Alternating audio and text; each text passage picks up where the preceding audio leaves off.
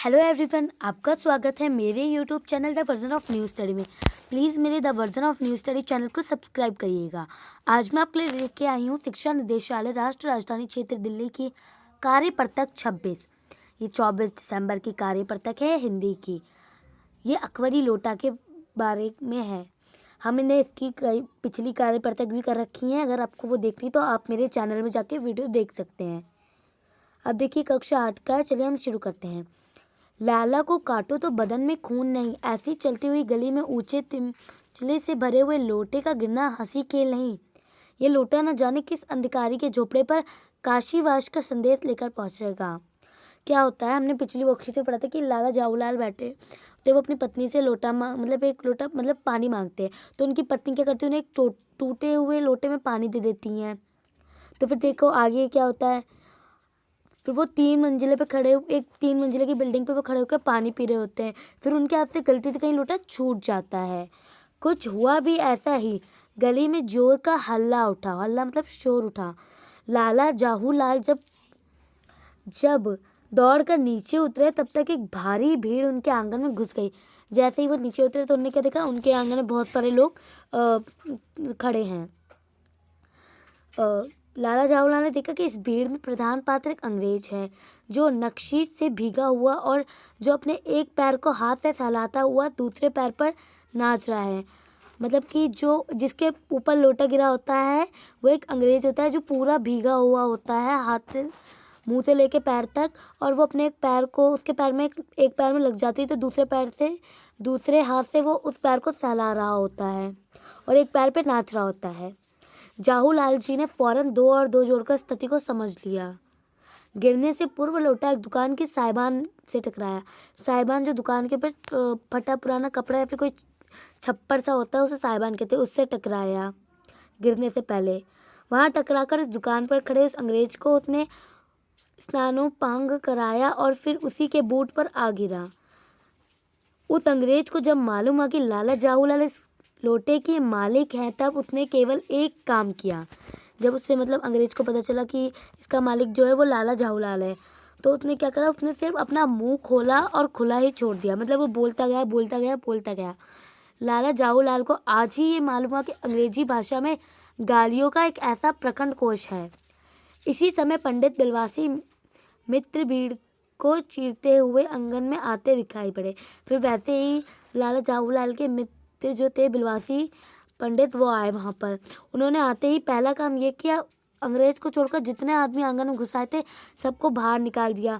फिर आंगन में कुर्सी रखकर उन्होंने साहब से कहा, आपके पैर में शायद कुछ चोट आई है, जब आप आराम से कुर्सी पे बैठ जाइए। अब देखिए हमने इतना पढ़ लिया, अब हम अगली कार्यपत्रक में पढ़ेंगे आगे का। चलिए कुछ यहाँ पे शब्दार्थ दे रखा है। हल्ला मतलब शोर, नक्शीश मतलब ऊपर से नीचे तक, साइबान वह छप्पर या कपड़ा आदि का पर्दा जो धूप और वर्षा से बचाव के लिए मकान या दुकान के आगे लगाया जाता है। आप इन शब्दार्थ को अपनी कॉपी में नोट कर लीजिएगा और याद कर लीजिएगा। चलिए अब हम क्वेश्चन आंसर देखते हैं। गद्यांश को पढ़ के निम्नलिखित प्रश्नों के उत्तर दीजिए। पहला क्वेश्चन है, पानी का लोटा नीचे गिरने पर लाला जाहूलाल की क्या स्थिति हुई, कल्पना करके लिखिए। चलिए अब हम इसका आंसर देखते हैं। तो देखिए ये पहले का आंसर है, पानी का लोटा नीचे गिरने पर लाला जाहूलाल ऐसे हो गए मानो काटे तो बदन में खून नहीं। यानी लाला जाहूलाल बहुत डर गए थे, यह सोच के कि कहीं ये लोटा किसी की जाकर ना लग जाए। चलिए अब हम अगला क्वेश्चन देखते हैं। तो देखिए अगला क्वेश्चन क्या है। अगला क्वेश्चन है, लोटा नीचे जाकर किस पर वह कैसे गिरा था, पढ़कर उत्तर लिखिए। लोटा नीचे जाके एक अंग्रेज से ही गिरा था। और कैसे गिरा था, चलिए इसका आंसर देखते हैं। लोटा दुकान के साइबान आप समझ गए होंगे, जो मकान या दुकान को वर्षा धूप से बचाने के लिए छप्पर कपड़ा सा बांधा जाता है उसके आगे। साइबान से टकराकर एक दुकान पे खड़े अंग्रेज को भिगोकर उसके पैर पर गिर गया। चलिए अगला क्वेश्चन देखते हैं। लाला जी लोटे का मालिक है, ये जानकर अंग्रेज ने क्या किया था, ये हमारा अगला प्रश्न है। क्या किया था अंग्रेज ने अपना मुंह खुला का खुला ही छोड़ दिया। कि वो बोलता गया और बोलता गया। चलिए इसका आंसर देखते हैं। जब अंग्रेज को पता चला कि लाला जी लोटे के मालिक है तो उसने अपना मुंह खोलकर अंग्रेजी भाषा में गाली देना शुरू कर दी। ये इसका आंसर है। चलिए अगला प्रश्न देखते हैं। अगला प्रश्न है, दिए गए गद्यांश में से कोई 3 मुहावरे चाट कर लिखिए, वहाँ उनका अर्थ लिखकर वाक्य भी बनाइए।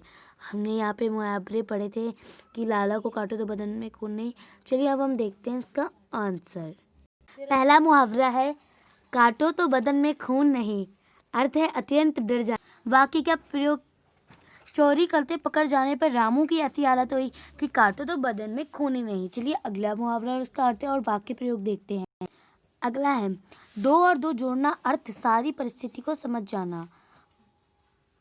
अर्थ क्या है इसका? यहाँ तक दो दो जोड़ना हमने ये मुहावरा पढ़ा था उसमें गद्यांश में, और अर्थ है सारी परिस्थिति को समझना। वाक्य का प्रयोग, जैसे लोटे को अंग्रेज के पास देखकर लाला ने उसी समय दो और दो जोड़कर देख लिया, मतलब कि समझ गए कि आखिर क्या हुआ था। चलिए अगला मुहावरा देखते। अगला मुहावरा है सांगो पांग स्नान कराना, मतलब पूरी तरह से भिगा देना। वाक्य प्रयोग, उसने पानी का नल खुला छोड़कर मुझे सांगोपान स्नान करवा दिया। चलिए अब हम अगला प्रश्न देखते हैं कार्यपर्थक का।